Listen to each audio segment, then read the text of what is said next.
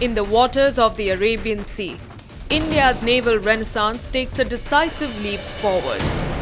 A 78-meter warship, designed, built and crafted entirely by Indian hands, is about to join the Indian Navy's battle fleet. Her name is INS Mahe, a vessel that embodies Atmanirbhar Bharat, a symbol of India's unshakable resolve to master its own maritime journey.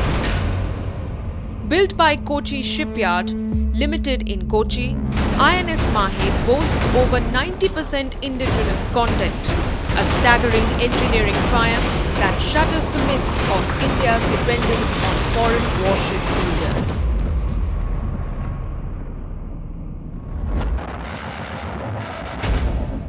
From 130 vessels in 2020 to 145 today, and a targeted surge to over 200 by 2035. At a pace of one of new ship every 40 days, the Indian Navy has the fastest commissioning rate in the world.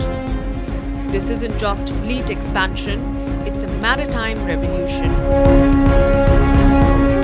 At 78 meters, INS Mahe is compact but mighty. Propelled by a revolutionary diesel engine waterjet combination, making her the largest diesel waterjet warship ever built by India.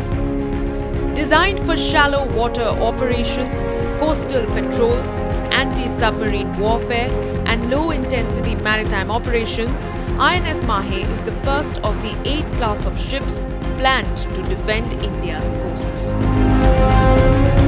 The Urumi, a legendary Kalaripayattu sword, adorns INS Mahe's crest, symbolizing speed, precision and lethality, 3 qualities that define INS Mahe's operational ethos.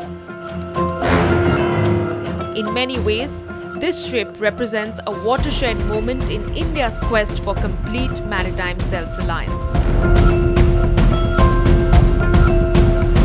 With this induction of the latest anti-submarine warfare shallow water crafts, which are very, very important for coastal security and for looking after anti-mining effort of the enemy. A lot of other assets are dedicated towards doing this kind of jobs. Otherwise, actually, this can be done by helicopters, this can be done by the anti-submarine warfare ships. But since these are shallow water crafts, they do not have much draft. So it is much easier to sanitize the approaches to the harbors, and that is how you make the harbor absolutely safe for the warships or for the merchant navy or the merchant ships which keep on entering and leaving the ports, and a lot of economy depends upon that. So this is a this is a work in progress for India, and it's happening. And you see it, we are the 4th, 5th largest navy in the world, and all these assets are required, and they are joining us slowly and steadily. We are already, as you know it, almost around 56 ships are under construction in India in various shipyards. And all this is adding on to our effort. And this is where the national security comes in, where a lot of other assets, which otherwise would have been used for all these duties, will now be assigned to do their specific tasks. And these kind of ships, which is 8 being made by Cochin and 8 being made by Calcutta, will be utilized for sanitizing and doing the anti-submarine warfare around the coast, because wherever the depths are little less, these assets will be doing the job of anti-submarine warfare. INS Mahe isn't just another warship. It's a game changer for coastal security, designed to operate in the treacherous shallow waters where 70% of maritime threats originate. The Indian Ocean, a highway of global commerce where 30% of maritime trade flows and where tensions brew daily between rising powers, INS Mahe stands as India's sentinel, guarding crucial choke points from the Gulf to the Malacca Strait. While China dominates with over 370 vessels, India is accelerating production with plans to add 55 ships in the next decade, positioning Delhi as the Indo-Pacific's emerging naval superpower. By 2035, India will rival Japan and challenge regional hegemonies.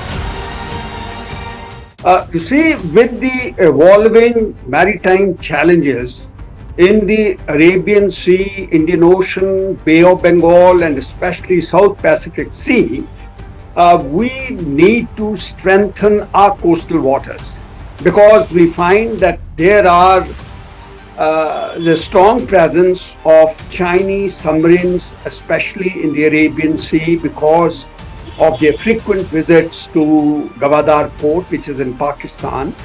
And then we also see the activity of the Pakistan Navy in the Arabian Sea being our neighbor. So therefore, the security grid of our coast or the coastal defense network needs to be strengthened. And I feel that with the induction of INS Mahe, which is an anti-submarine warfare vessel, especially operating in the shallow waters, it will be a great asset in the defense of our western and eastern seaboards. So this is one of the requirements that we had, because today we find that the Chinese submarine force or their sea arm is getting stronger, and we have to defend our coastal lines both on east and western coastline. India's naval renaissance isn't defensive anymore. It's assertive. Every ship, like Mahe, sends a message. India will shape the Indo-Pacific, not merely respond to it. Within the Quad, INS Mahi joins a constellation of allied warships. Together, they represent a counterbalance to Chinese naval expansion. We have already started. We have the carriers now. INS Vikrant is the latest induction in the Indian Navy. We are also building our submarines like the Sirihant and Arihant, and therefore I think that with this ship, which is a blend of stealth, speed and accuracy, all mixed together, makes it adds to the teeth of the Indian Navy, because it adds to the power, the naval projection power into in the world around, in our neighbors especially. It acts as a deterrent for them, because it is again a what you call is the power projection of our Indian Navy, because this is the first vessel, of course, in the series of 8 such anti-submarine shallow water crafts that we are going to make.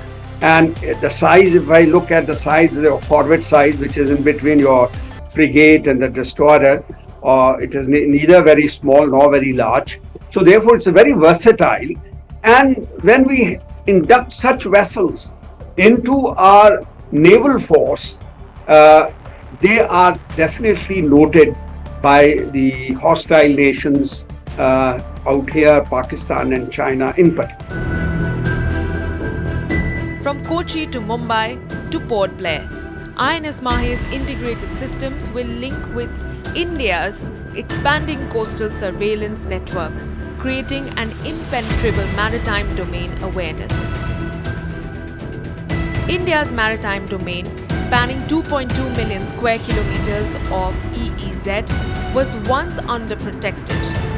INS Mahe and her 7 sister ships to follow close that vulnerability.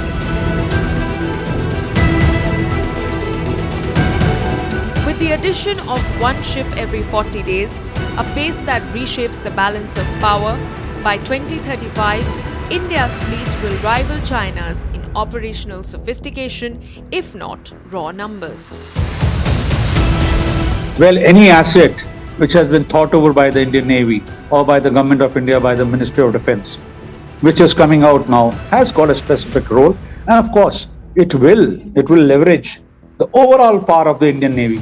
So we can't say that this asset will not contribute. Every asset contributes, and it will leverage the whole capability and capacity.